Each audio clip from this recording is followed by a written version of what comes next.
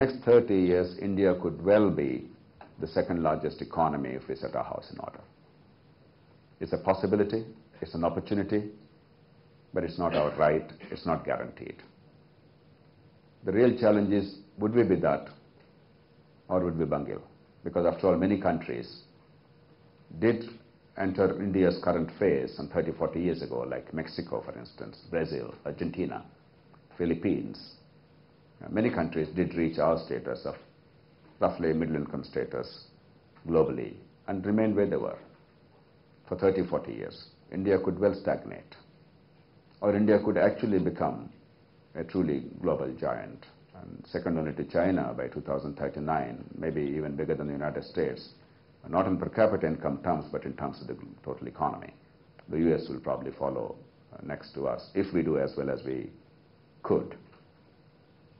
But the question is, can a first world economy coexist with third world polity? Is the political process and governance so totally irrelevant that the economy will simply take off because of bright guys like you? Or are they so interrelated that eventually it's the political process and governance that will drag us down, and therefore, no matter how much technological prowess we're capable of, no matter how much of a desire we exhibit as individuals and even as groups, that the country simply does not fulfill her true potential. I think that's the challenge of our generation. That's the great question of our generation. My argument is that technology, economic liberalization, exposure to the global best practices, capital flows across the world and technology flows across the world, instant communication, all these are fantastic tools. They're all necessary, but they're not sufficient.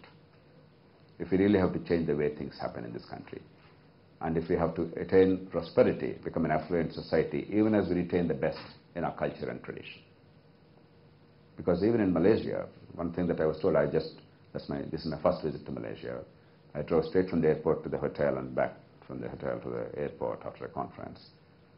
But even apart from the fact that I didn't have time to really go around, I probably wouldn't have been willing to go around because everybody told me, be careful, almost certainly you'll be mugged or robbed or whatever.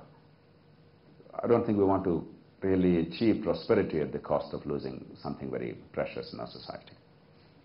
So can we do that without fixing our governance and political process? That's the central question. Obviously, we have done well as a democracy. I'm the first one to acknowledge that. Myron Weiner, a great political thinker at MIT of all places, always wondered how a technology institute produced arguably one of the great political scientists, and certainly a man who understood India better than most Indian political thinkers themselves did. He once talked about the 4 postulates of a functioning democracy. What is a democracy and what is not? Is it merely because a country describes itself as a democracy?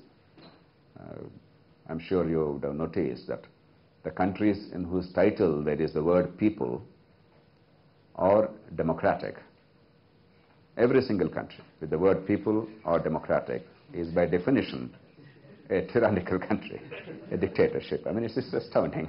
No democratic country felt compelled to use the word People's Republic or Democratic Republic in its title. It's interesting. Therefore, it's not the description of yourself. There are 4 postulates. One is liberties. I think we all have to acknowledge that our liberties are real in this country. Of course, there are some flaws here and there. It's inevitable in large society, but I think it's a fair observation that Indian liberties are real. The second is political competition. Unquestionably, there is real political competition in this country. In fact, there is excessive political competition. We all know very well. Power is such a treasured commodity that for that we do almost anything. Competition is very real. The third is, the winners do not punish the losers merely on account of their losing.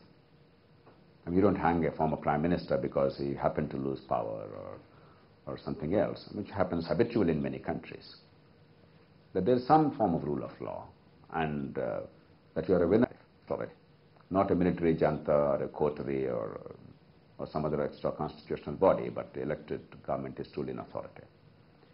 Judged by these 4 yardsticks, I think we have done pretty well. And that's why our democracy is seen, quite rightly, by most objective observers globally as a very robust democracy. But you go a little beyond that. Yes, we are a robust functioning democracy. But go a little beyond that, about the nature of the polity, then things are pretty grim. And really, there's nothing to distinguish us from, let's say, Bangladesh or Pakistan or many other countries. It is this paradox that is really very galling and also very intriguing, because at one level we are almost as mature as some of the more mature democracies. At another level we are almost as disgraceful as some of the most decrepit societies in the world. I mean, both coexist in this country. In this context, I think there are 5 great challenges.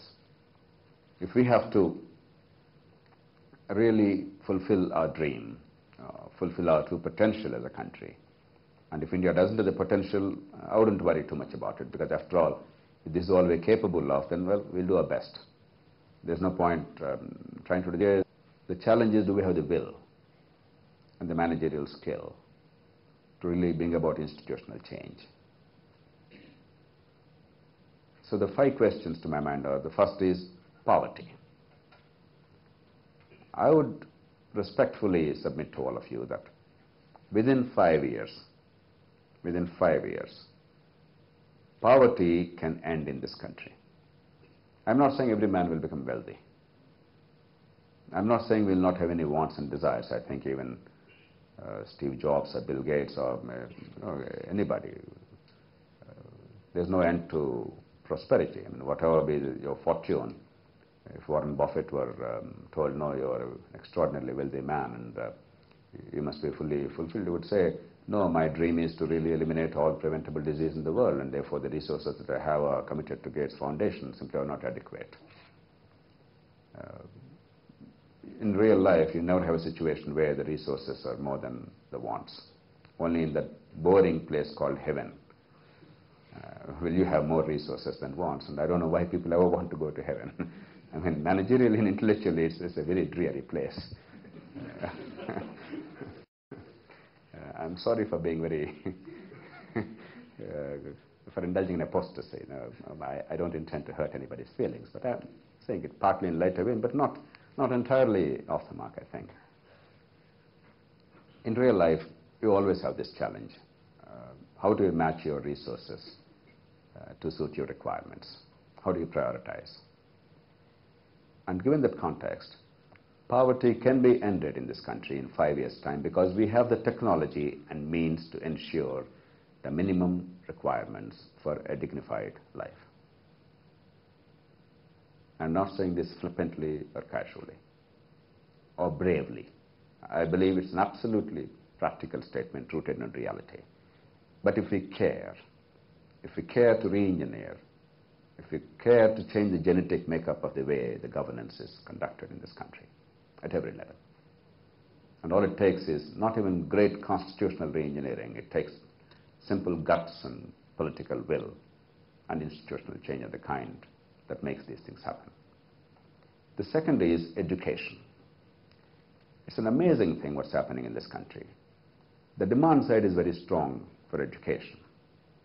I mean, I cannot think of many countries, I probably can think of no country, where even the poorest of the poor, the rickshaw pullers, let's say, and obviously with physical labor you make a living. At the most you make 100 rupees, 150 rupees a day if you are lucky enough to find the work and if you're healthy that day, and if there's no rainfall and there's no flooding like in Mumbai every other day during monsoon season, or if the traffic actually allows you, or if the authorities allow a rickshaw to ply. So life is very uncertain, very hard, and income is meager. And yet hundreds of thousands of rickshaw pullers send their children to a private school, spending between 150 and 400 rupees a month on an average, in the hope that their kids will get a head start. I mean, it's an amazing thing. To me, it's an absolute source of amazement that the poorest of the poor are willing to spend such astronomical sums in the hope of getting education. So you don't have to tell people that education is important. It's absurd. They know that. But where is education? In public schooling or private schooling?